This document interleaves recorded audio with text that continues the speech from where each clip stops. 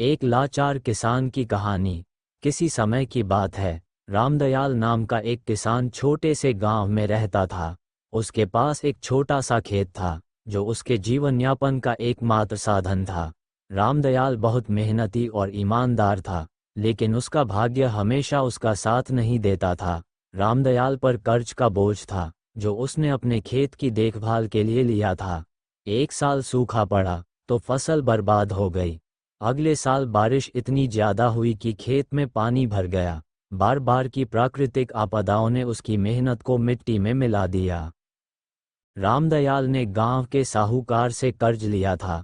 साहूकार ने सूद बढ़ा बढ़ाकर कर्ज को इतना बड़ा बना दिया कि उसे चुकाना नामुमकिन हो गया। साहूकार रोज उसे धमकाता और खेत को बेचने की चेतावनी देता।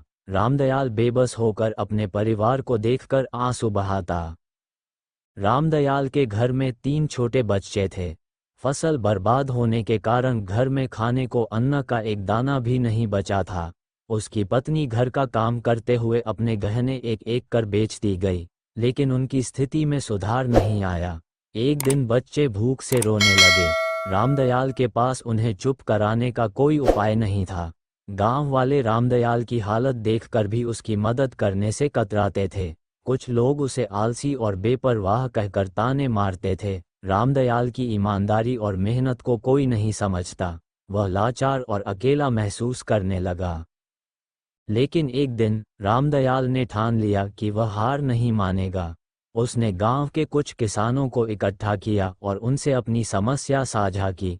किसानों ने मिलकर साहूकार के खिलाफ आवाज उठाई। साथ ही उन्होंने आपस में मदद करते हुए रामदयाल को कुछ बीज और साधन दिए। रामदयाल ने नई उम्मीद के साथ मेहनत की और आखिरकार उसकी फसल अच्छी हुई। रामदयाल ने साहूकार का कर्ज धीरे धीरे चुकाया और गांव में एक नई मिसाल कायम की। उसकी कहानी ने साबित कर दिया कि मुश्किलें कितनी भी बड़ी क्यों न हों, हिम्मत और एकता से हर समस्या का समाधान किया जा सकता है। ये कहानी हमें सिखाती है कि लाचारी और संघर्ष के समय भी हार मानने के बजाय मेहनत और साहस से काम लेना चाहिए। समाज को भी ऐसे लोगों की मदद करनी चाहिए जो मेहनती और ईमानदार हैं, लेकिन समय की मार से पीड़ित हैं। अगर वीडियो अच्छा लगे तो कृपया वीडियो को लाइक करें एवं चैनल को सब्सक्राइब करें। धन्यवाद।